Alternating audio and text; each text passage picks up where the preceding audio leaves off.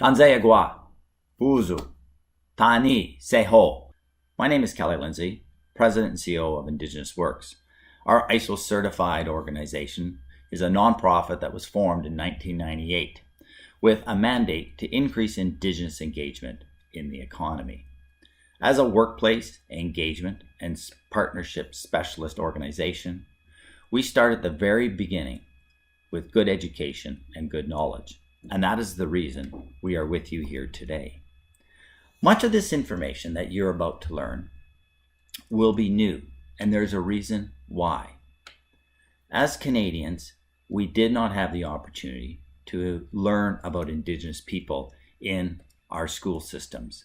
We did not learn about their histories, their contributions that they've made to Canada. And historically, we were on two paths. A path of exclusion. And the word exclusion means we were on these two paths, often ignored with a history of distrust and broken promises. You will understand how this path of exclusion developed and why today we are now embracing a new path of inclusion. And we're promoting inclusion for all people.